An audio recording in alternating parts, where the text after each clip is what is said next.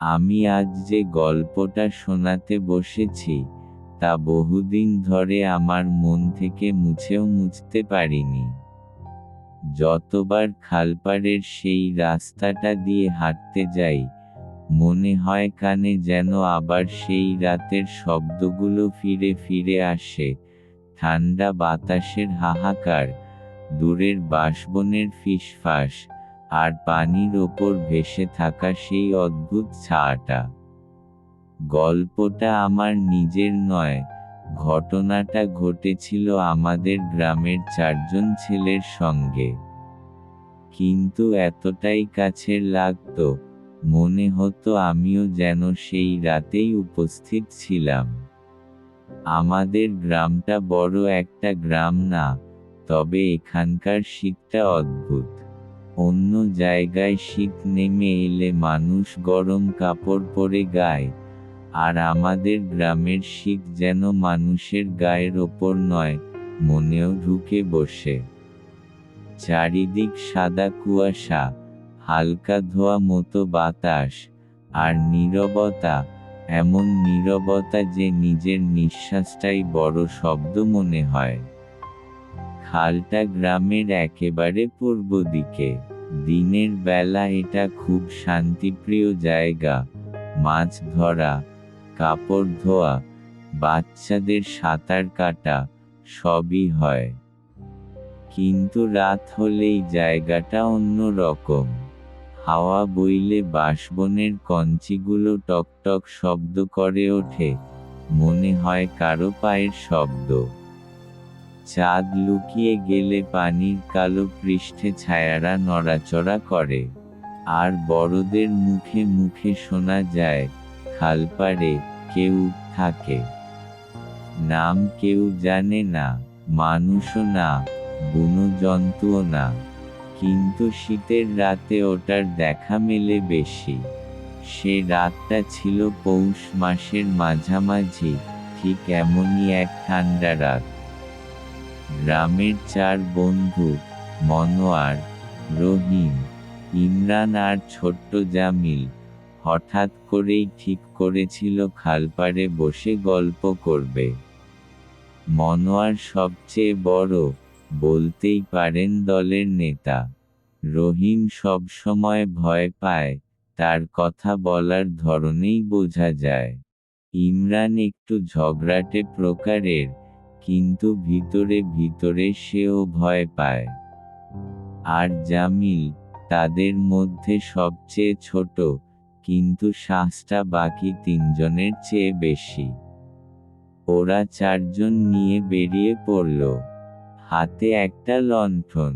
খালপাড়ে পুরনো একটা কাঠের চাতাল আছে, ওটাই তাদের বসার জায়গা। ওরা পৌঁছল, লণ্ঠনটা মাঝখানে রাখল, আর গল্প জমিয়ে বসল। হঠাৎ করে কুয়াশা নামতে লাগল। খালটার ওপর এমন এক ধোঁয়া ভাসতে লাগল, যেটা সাধারণত বৃদ্ধির মাসে দেখা যায়, কিন্তু সে রাতে অস্বাভাবিক গভীর ছিল। জামিল প্রথম কথাটা বলল, দেখছিস মনোয়ার ভাই, কুয়াশা কেমন হচ্ছে? ইমরান হেসে বলল, কুয়াশা নিয়ে ভয় লাগছে নাকি?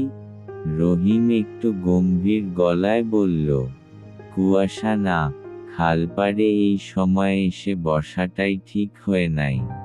মনোয়ার লণ্ঠনটা একটু উঁচু করে ধরল। হাওয়া বইতে লাগল, আলোটা টলছিল। পুরো পরিবেশটা যেন একটা অদ্ভুত দমবন্ধ করা আবহ তৈরি করেছিল।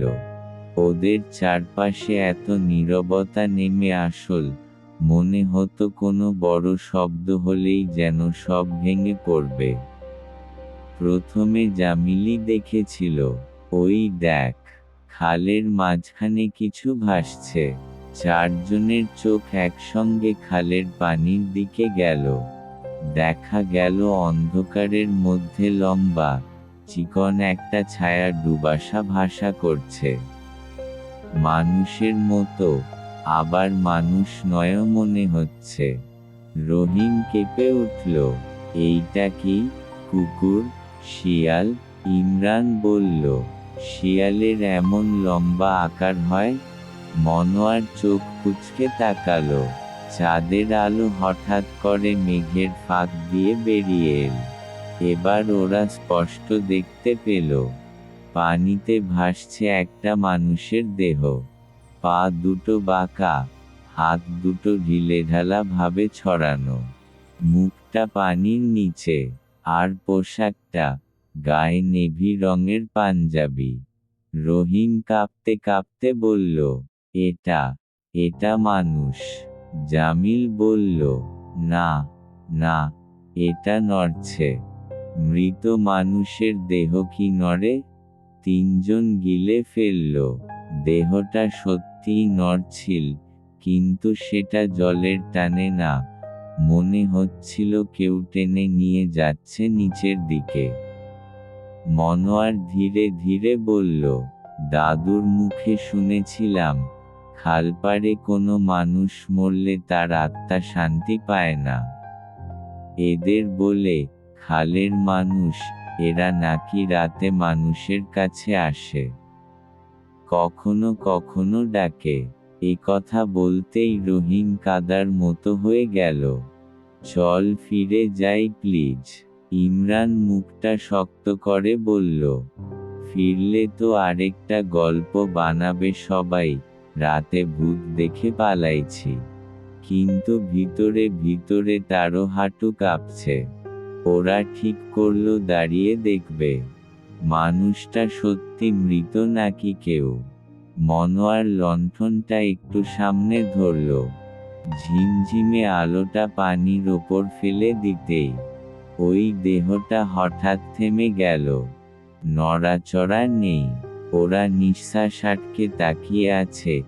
এত নীরব মুহূর্ত ওরা জীবনে আর পায়নি।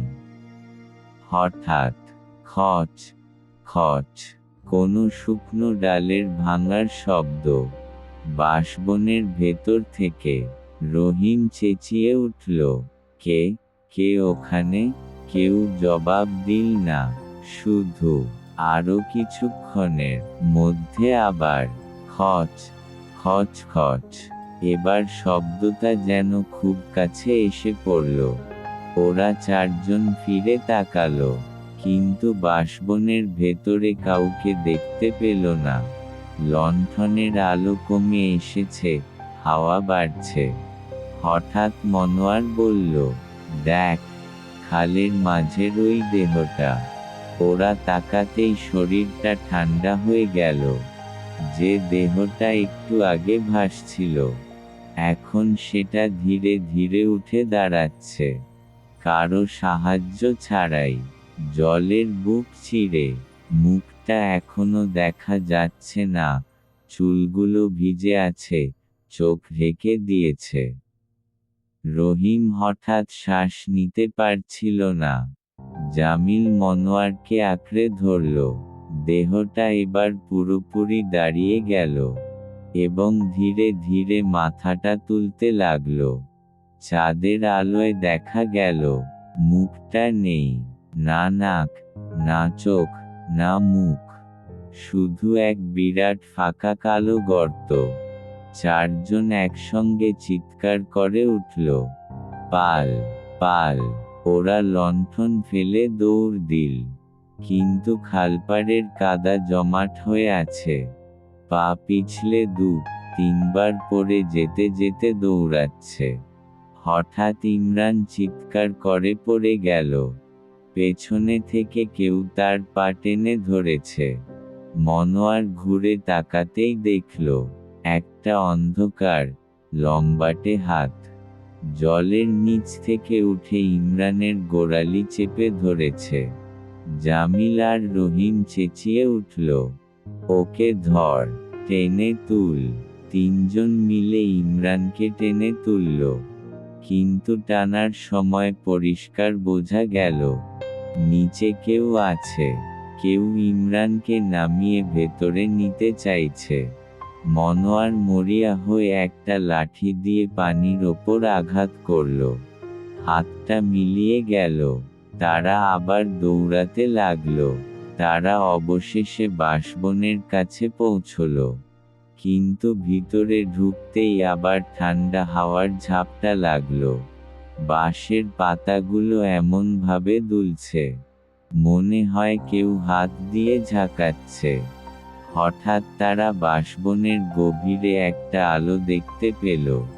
হলুদ, খুব হালকা, লণ্ঠনের মতো নয়, আগুনের মতো নয়, মনে হয় অদ্ভুত শূন্য চোখের আলো। জামিল বলল, আমরা কি সঠিক পথে আসছি? রহিম কান্নার গলায় বলল, আমরা আর এগোবো না, ওখানে যে কেউ আছে।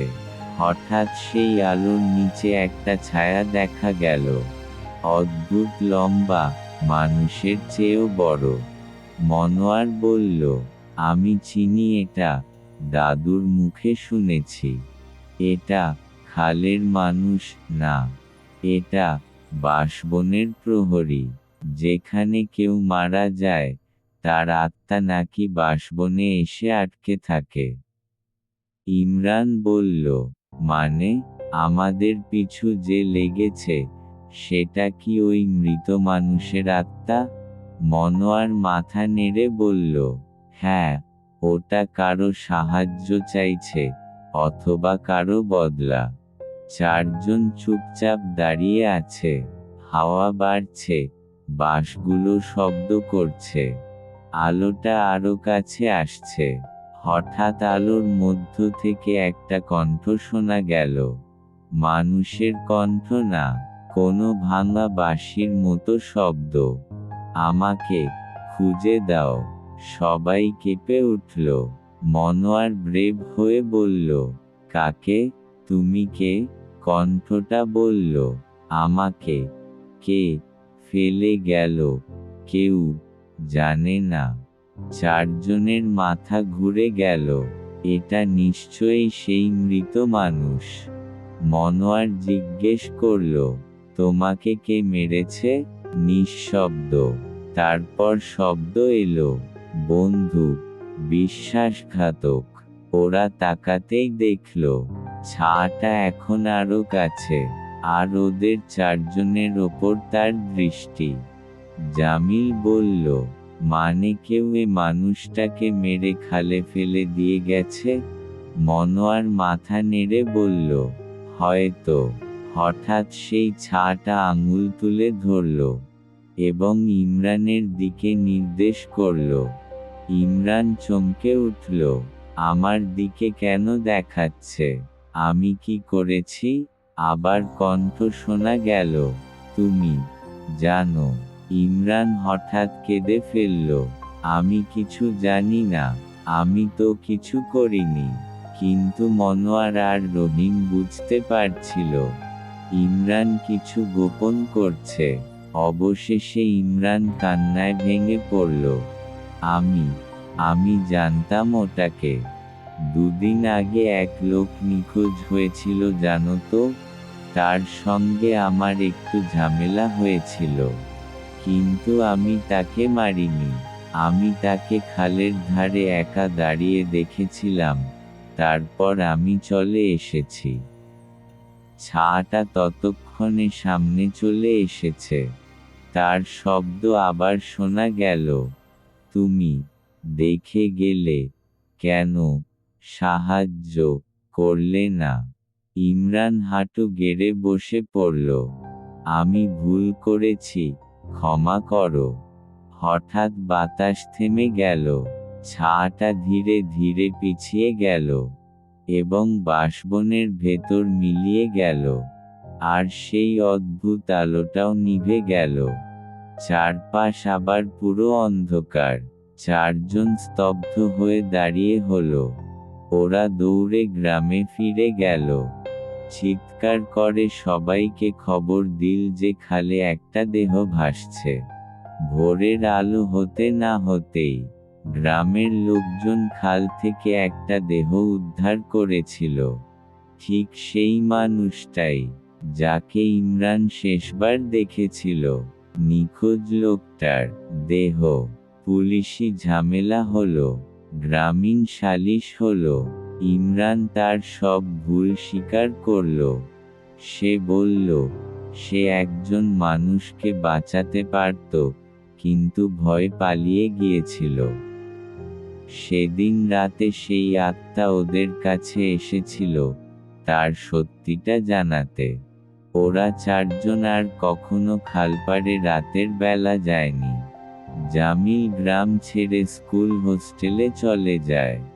রহিম রাত নামতে না নামতেই বাড়ি ঢোকে। আর মনোয়ার এখনো বলে, শীতের রাতে খালপাড়ে গেলে আজও মনে হয় কুয়াশার ভেতর কেউ দাঁড়িয়ে দেখছে। কেউ একটা এখনো তার গল্প শেষ করেনি। গল্পটা এখানেই শেষ নয়। আজও গ্রামের মানুষ বলে, যেদিন খালের দিকে অদ্ভুত আলো দেখা যায়, জলের ওপর ঢেউ ছাড়াই নড়াচড়া হয়, বাঁশবন হঠাৎ শব্দ করে ওঠে, সেদিন বুঝতে হবে সে এসেছে কারো কাছে সত্যটা বলার জন্য, বা কারো ভুলের বিচার করার জন্য। এখনো শীতের রাতে খালপাড়ে গেলে মনে হয় যেন দূর থেকে একটা কণ্ঠ ভেসে আসে, আমাকে ভুলে যেও না।